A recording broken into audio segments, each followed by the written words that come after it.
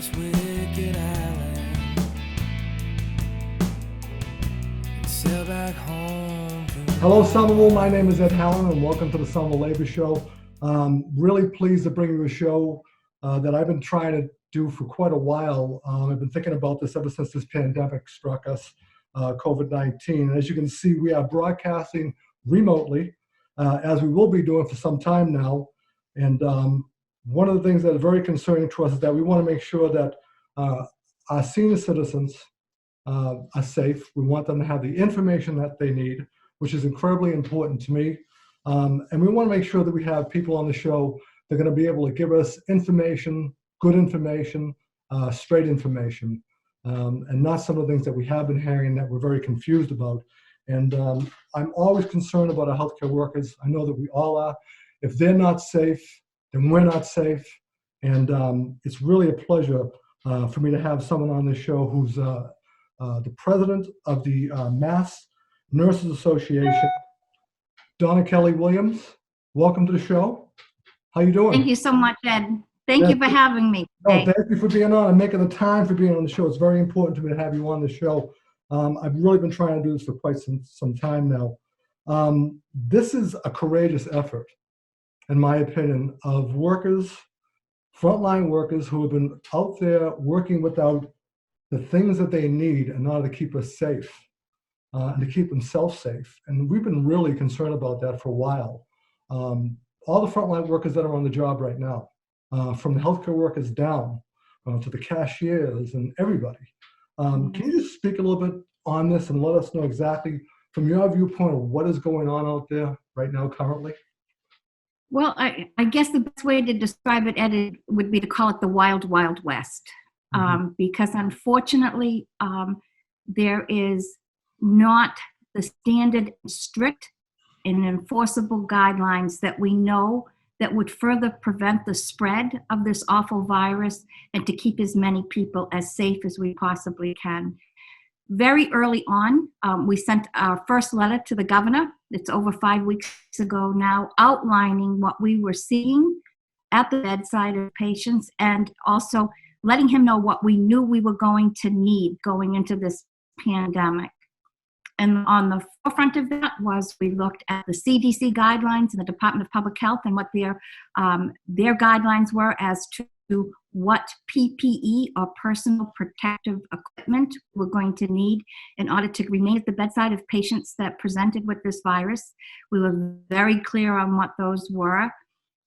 As we got a little further into it, we realized that the very equipment that we so desperately needed was being rationed, and that nurses were asked over and over again to reuse an N95 mask, which is a mask that is fitted to your face, that is tight-fitting to prevent the virus from going through the caregiver that is providing the care.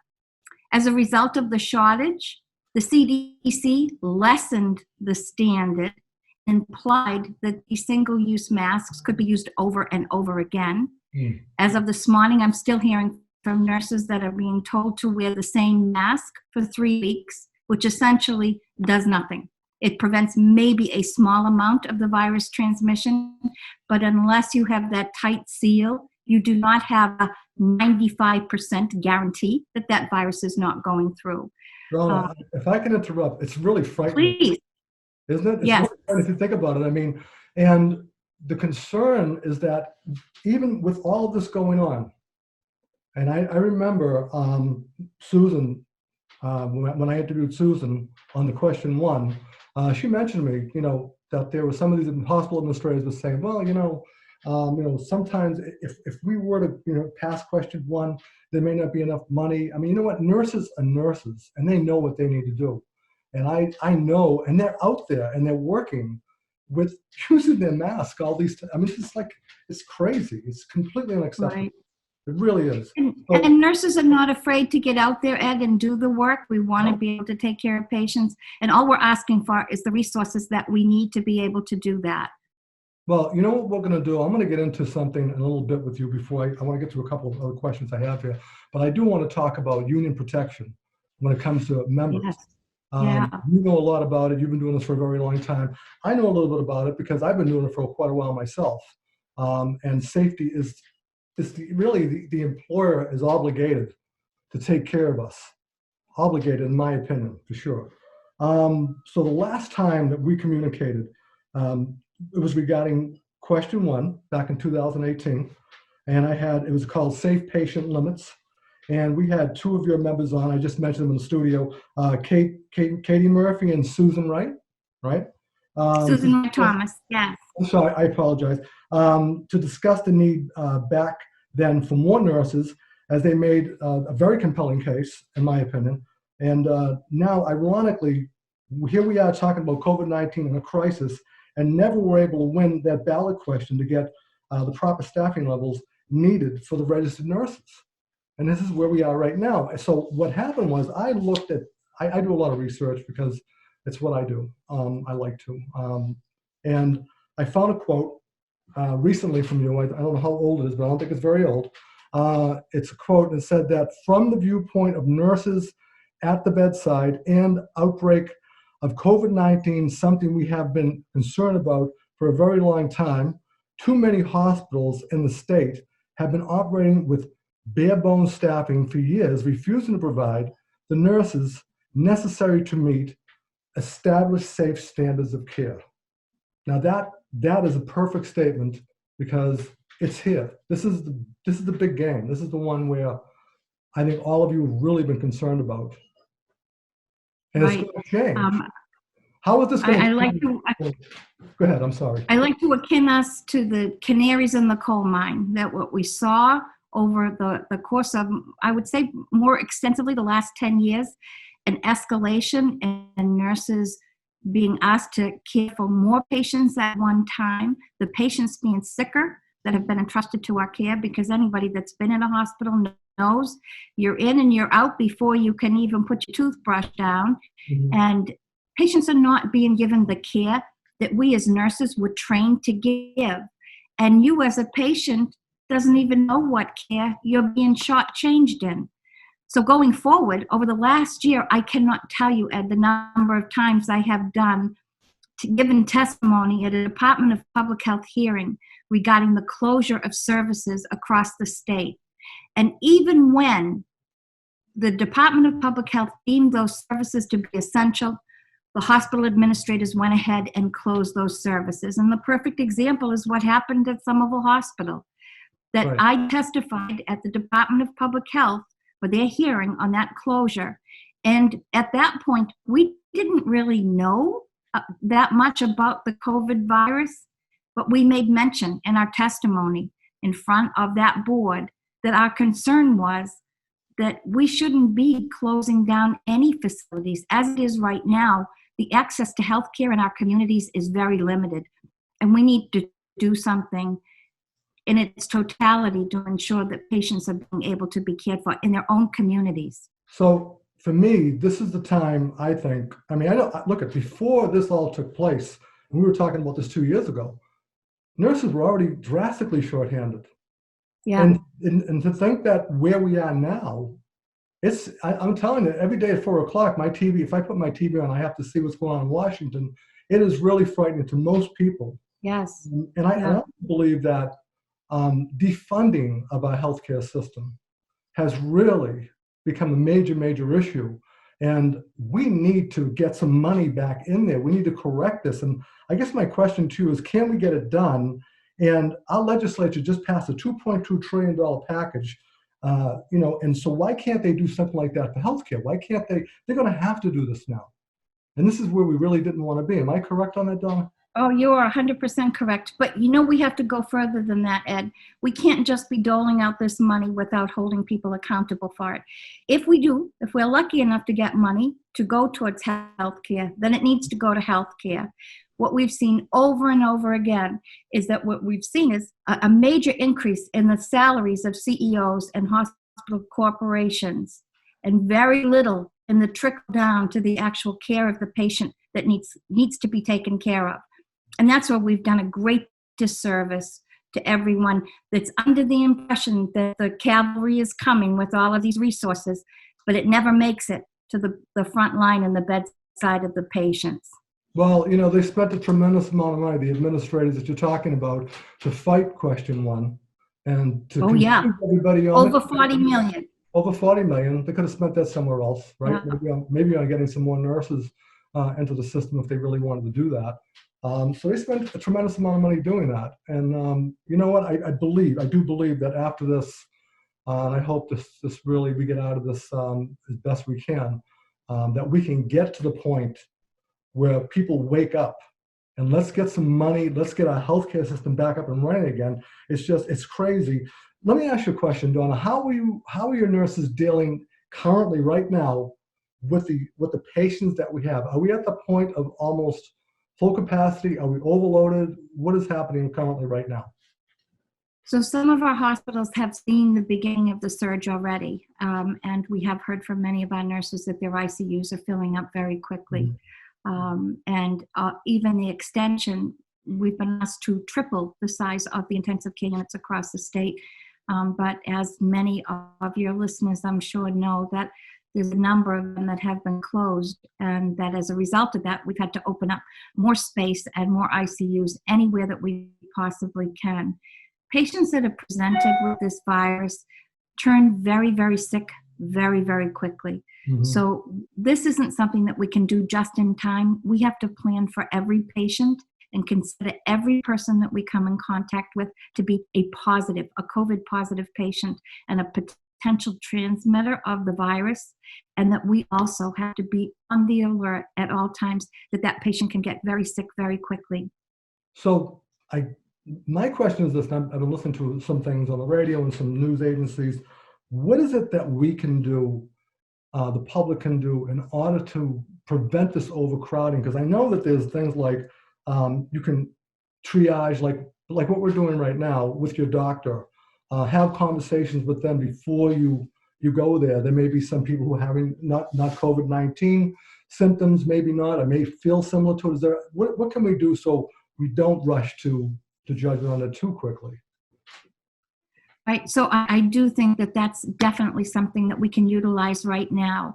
And after, please God, we'll all survive this, that we have to really take a very deep dive into what we consider to be dignified and compassionate care of people who seek health care.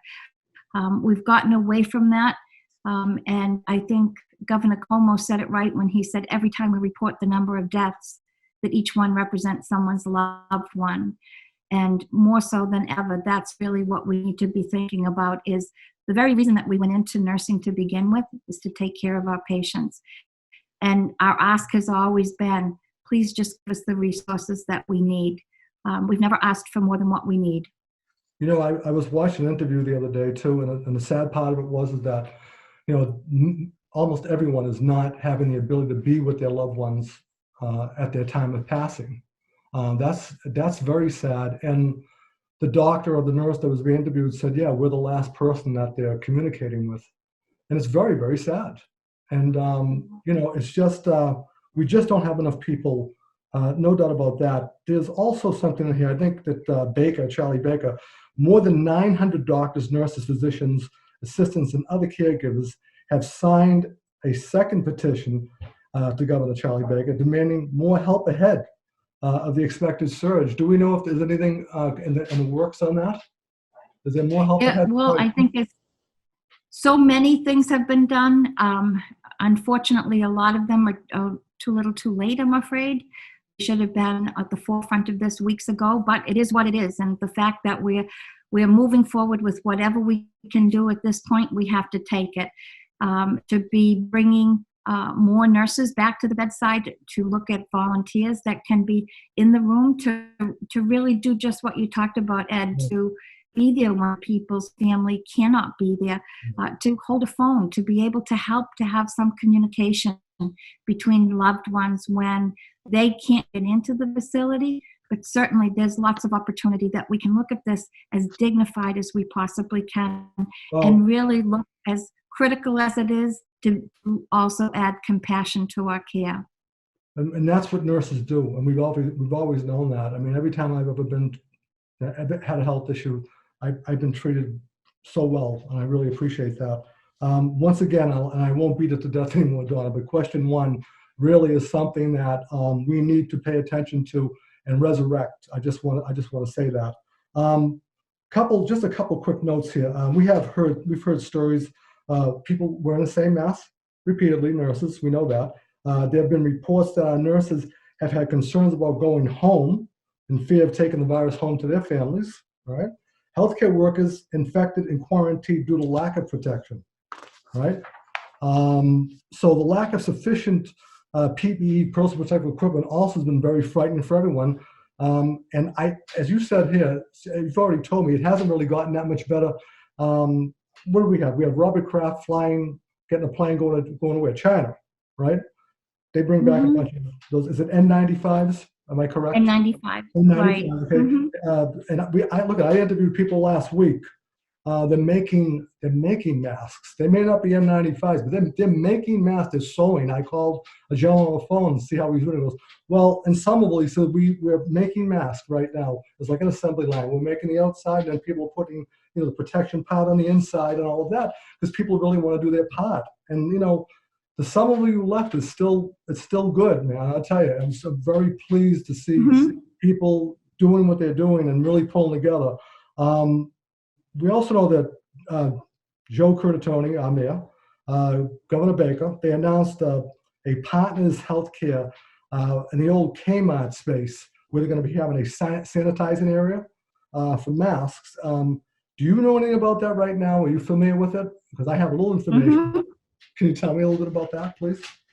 So I'm going to tell you that I'm absolutely horrified by the whole experience and thought of taking contaminated masks that nurses and other frontline workers have been forced to wear for over 20 times over a course of 3 weeks, depositing those crumpled up masks into a bin and then bringing them to a site where they're going to be decontaminated. And my understanding is the FDA approved it's called vaporized hydrogen peroxide decontamination of these masks on for a testing purpose.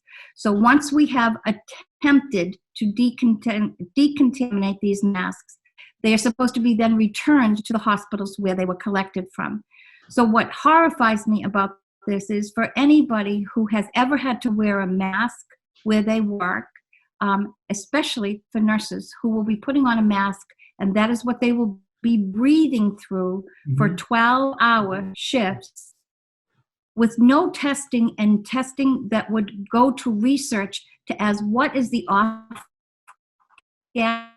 of these masks and what is the long-term effects of any healthcare worker having that in that close proximity to their airways and their lungs. I am just horrified.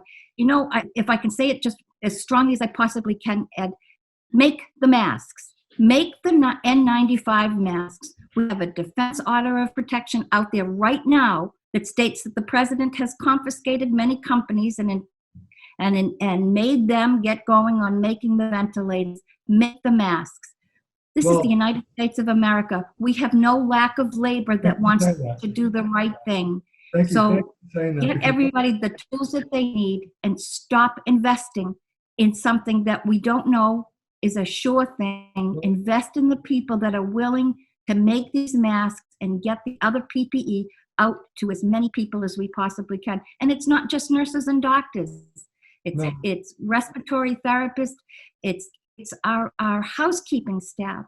They work to the bone, cleaning up from one area to another to try and keep us as safe as possible. Everyone that is on the front line, our police, our fire, everyone deserves the highest level of protection. And I'm sorry, decontaminating masks on a tested basis is not the way to go. Get us what we need and get it to us as quickly as possible. I agree with you wholeheartedly. Bravo for that. I mean, when I saw this, I read about it a little bit, and it's supposed to sterilize 80,000 respirator masks a day, and it's supposed to have access to mass sterilization, which allows healthcare workers to reuse these N95 masks up to 20 times. So not only have they already used them, now they can use them 20 times more. That's what they're telling us. Exactly. And I'm not going to mention the company's name at all in this because I don't think that I mean, you can't really endorse something like that and plug something. I mean, look at, Absolutely not. yeah, conceptually, I always say the same thing to everybody. Everything sounds great conceptually until you actually really look deep into it and think about it, Right. you know?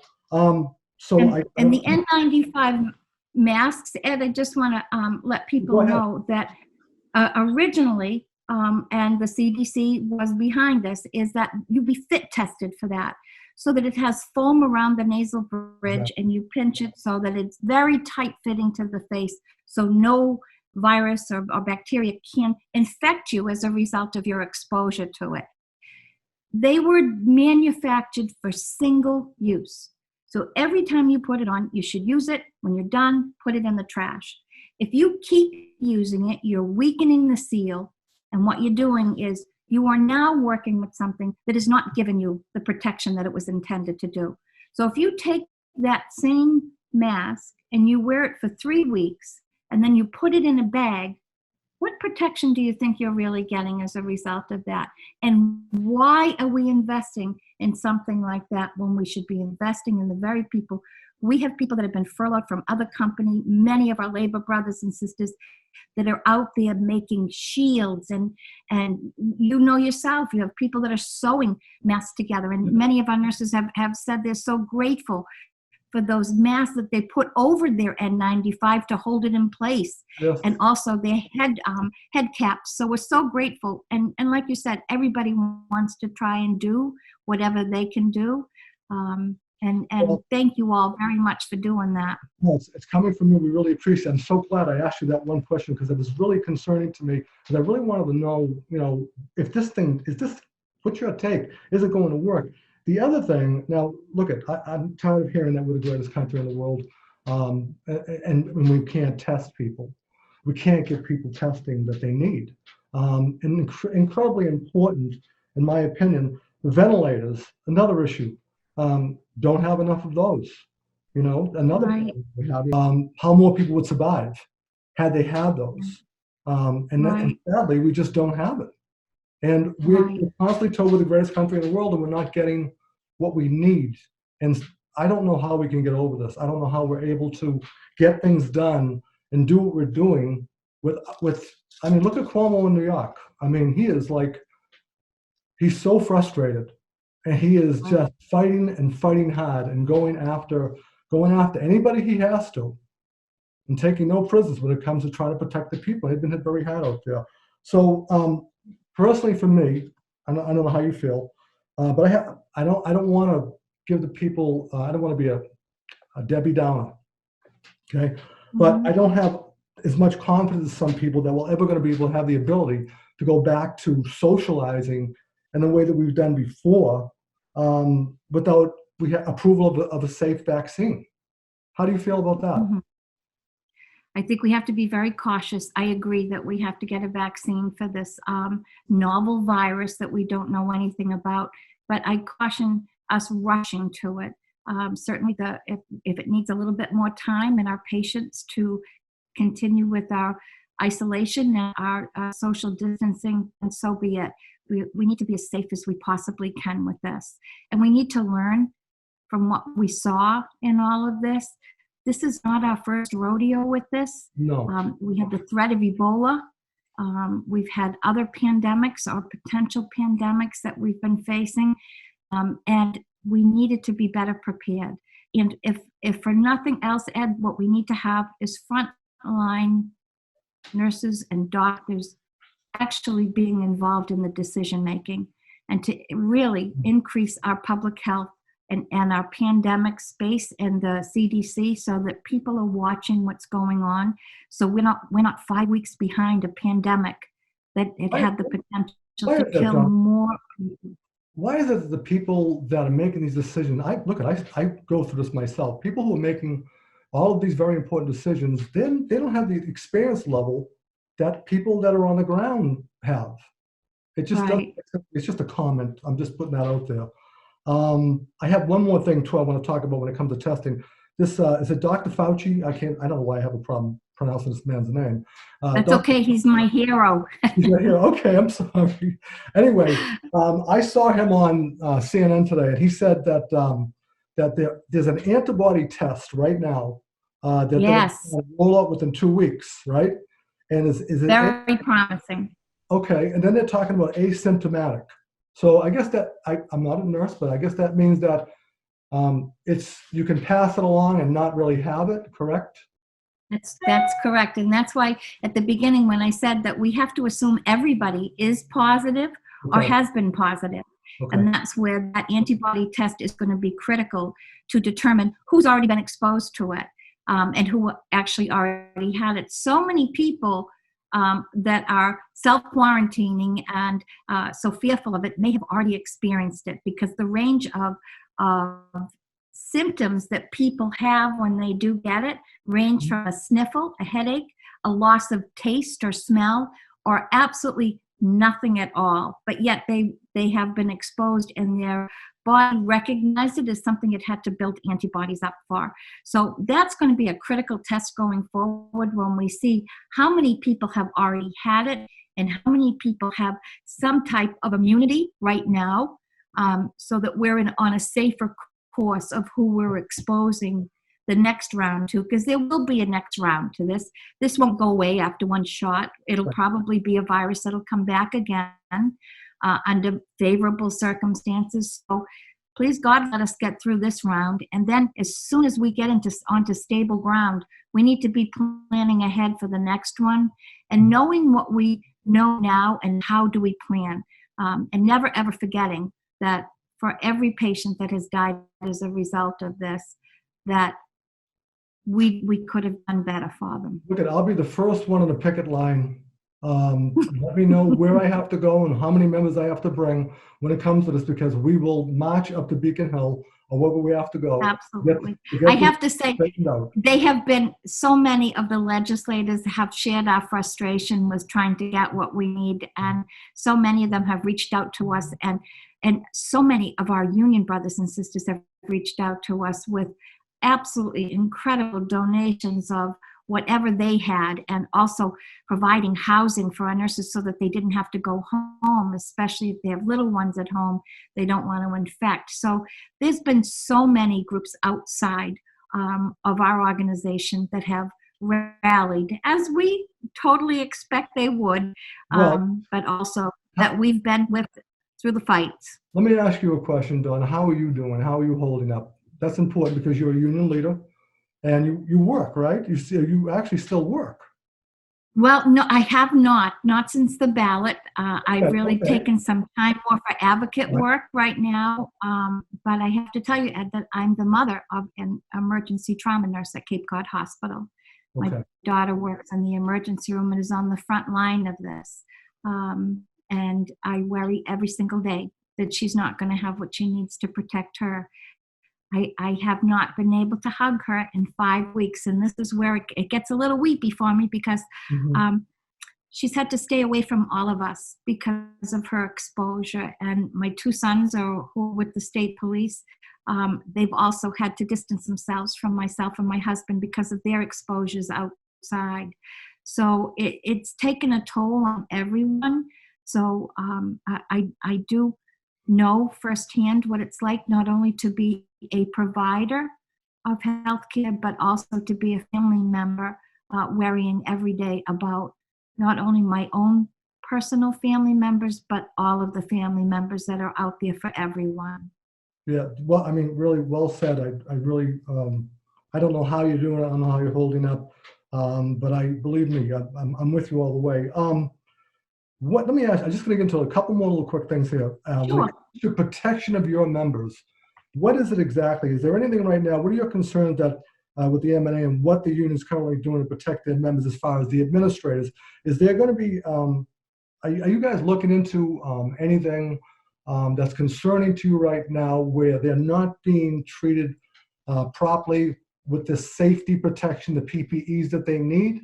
And how are you dealing with that with the administrators? We've been very aggressive in our response to that when nurses are bullied, or before we got the JACO and the CDC to come out with telling our staff that they could wear their own mask if the hospital was not providing them with the PPE that they needed. we were very aggressive in our response to employers that were bullying nurses and threatening them with discipline if they were trying just to protect themselves with whatever they could possibly get at hand to cover themselves, to protect their patients from exposure, from going room to room with the same PPE on, even as far as using trash bags when they were told that they could not wear disposable gowns over their scrubs. So we have been very aggressive in defending and embracing those nurses who stand so tall and so strong to be able to stand up to administration who is there with their threats and their bullying. The nurses are there to take care of their patients. And the job of these administrators is get those nurses and doctors and therapists the tools that they need to do their job. That is their job to do. And they have failed. Nurses cannot, and thank you for that, nurses cannot just walk off the job. They wouldn't walk off the job. No. I don't know if they're risking And legally we can't. Right. I understand. I get all that. It's really, I just don't, it's puzzling how this can go on at the highest level right now, what I'm seeing and what I'm hearing from you. I guess one thing I want to mention is, I want to ask, do you have anything, what would you like to say to the legislators right now, local, city legislators, state legislators, national, whatever you want to say? Is there anything that you want to put out to them right now at a particular point in time? Sure. First and foremost, don't be fooled.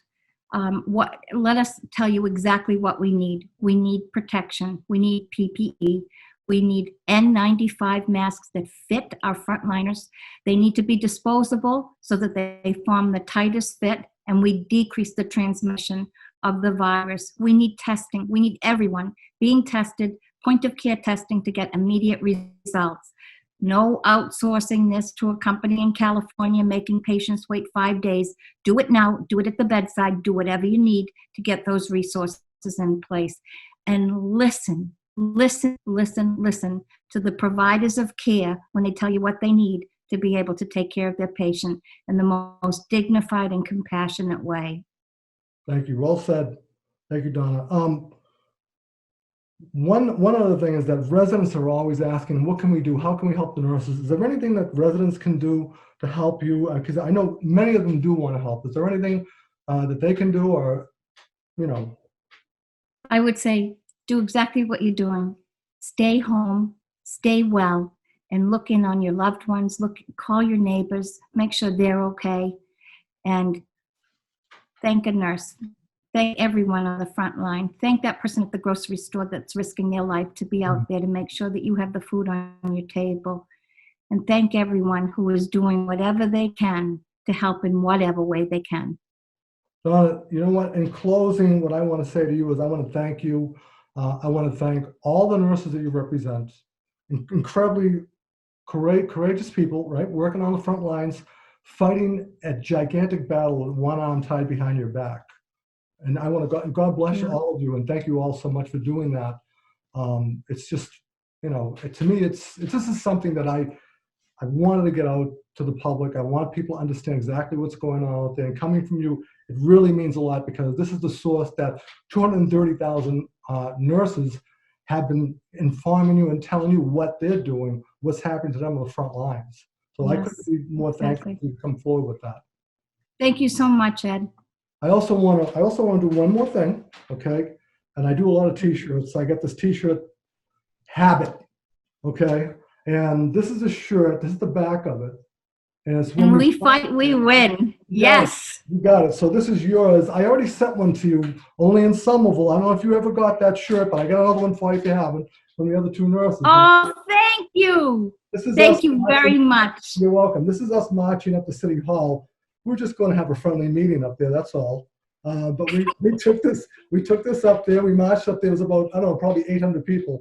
Wow. I'm going to get you one. And I really thank you so much for being on the show. Thank you so much. Anytime. If there's anything that I can do for you, Somerville Municipal Employees Association, we have a lot of friends over there in the city of Somerville. And I want to thank Yeah, you. well, having grown up there, I know a lot of them, I'm sure, and a lot Well, of my you know what? classmates. Lincoln Park is still there, just to let you know. It's still there. Looks different. Yes, I but do still know that. there. Thanks so Okay. much, Ed. Ed Bye Howard, now. sign off, and unity is strength. Thank you very much. Bye, Donna. Thank you, Ed. Bye-bye now. Bye now.